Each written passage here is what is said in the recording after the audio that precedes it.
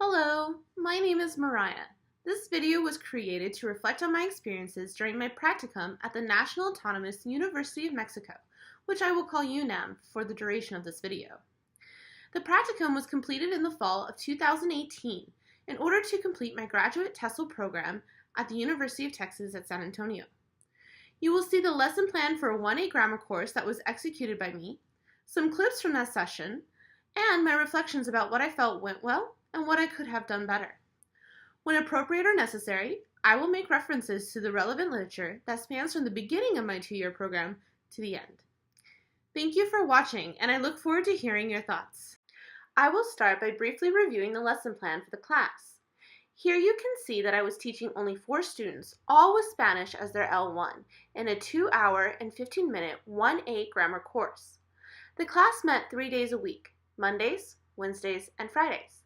The topics covered this day were a review of present continuous, a comparison of present continuous and the simple present, to introduce them to subject and object pronouns, and give an example and handout for their PowerPoint project I had assigned the previous Wednesday. Here you can see the different exercises I assigned from the book Grammar and Context 1A that we used during the semester. The book included activities such as stories to read aloud, which made use of the bolding the grammar technique to draw the attention of the students. This was followed by 3 or 4 comprehension questions. The next activity was a chart filled with rules and tips for the new grammar point to be taught, and then a few practice activities that ranged from listening exercises to fill in the blanks with the correct form, based on the context of the story or conversation. For the purpose of this video, and due to technical issues that led to the whole class not being recorded, I will focus on parts of the project-based assignment I had given them. Part of this assignment included writing 4 sentences in the present continuous that was based on one topic. For example, a holiday, or going shopping, etc. In the first clip, you will see me working with a student, who was probably the most advanced learner in the class, to edit the sentences he had written at home. He had a couple of minor errors. 1, the misuse of the abbreviation for senior, and 2, with a preposition. Let's take a look. So, are you helping? You don't need the 2, and just a senior citizen, right? Citizen. Mm-hmm. Yeah, and when it's people,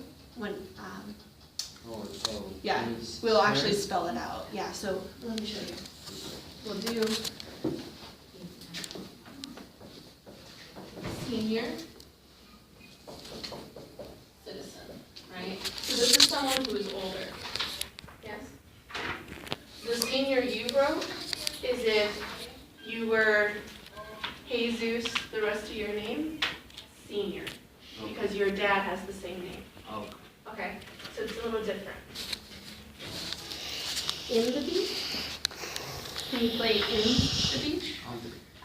Good. A strength I see in my teaching was my use of the inductive approach and clarifying issues using the whiteboard when needed. When teaching grammar to adults, I try to take an inductive approach. However, I found this did not work with many of the students at this low level. Oftentimes, I would have to resort to the deductive approach, which does have its advantages, even though it's not my preferred method. According to Thornberry, 1999, 2 advantages of using a deductive approach is, start quote, it gets straight to the point. It can therefore be time-saving. This will allow more time for practice and application, end quote.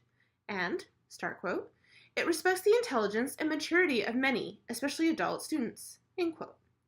While I was able to use a more inductive approach with the first student, you can see me use the deductive approach more with the next student, as she initially struggled to understand what the problem was. Would we say in the UNAM? What would we say? Oh no, I don't know. We are in UNAM, but we would say. This one, that. Oh no, that's good. It's in, that's wrong.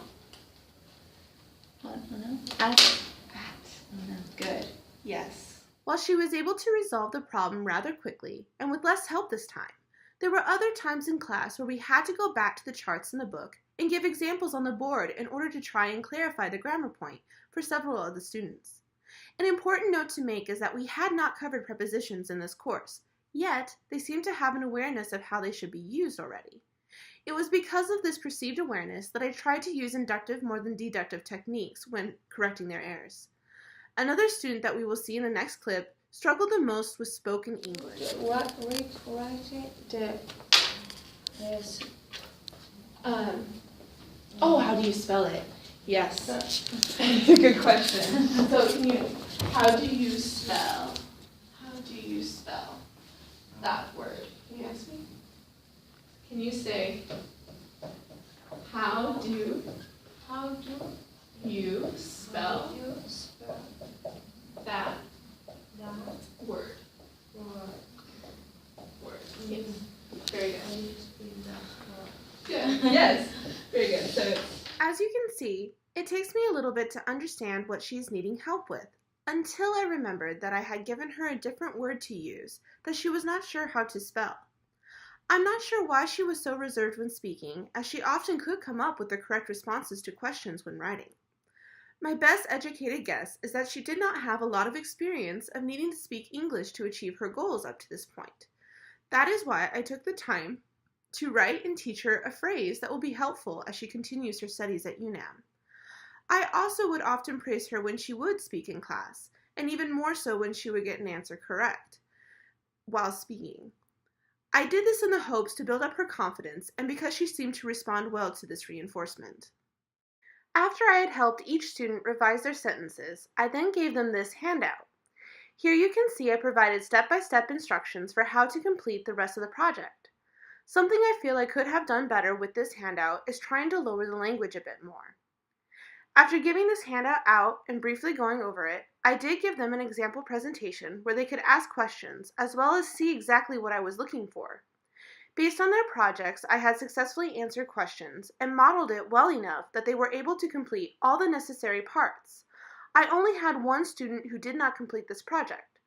A couple of reasons why this may have happened is because the project itself didn't receive a grade, and I later learned that he was going back to his home country. This could have led to lower motivation.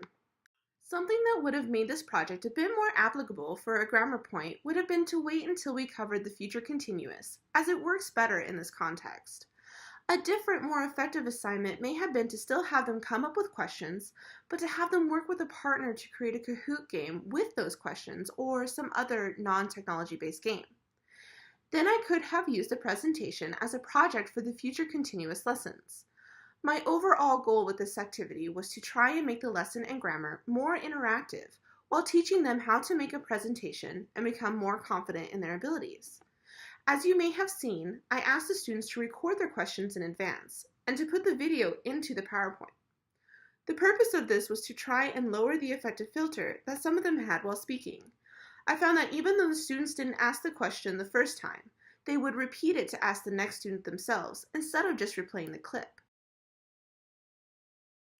Overall, teaching the 1A grammar course has taught me that I still have a lot to learn when it comes to creating lesson plans and enacting them in class. I do feel that I could have better prepared for teaching this class had I been responsible for the whole course and could have discussed any questions or issues with the director of the program. One of the biggest problems I found, in retrospect, was that only half of the grammar we had rushed to try and teach our students was actually tested on the exit exam. Had I known in advance what was present on the exam, I could have managed my class time and activities better. I hope my self-reflection has given you a glimpse into how I teach and how I try to adapt myself and activities to meet the needs of my students. Thank you for listening and have a great day.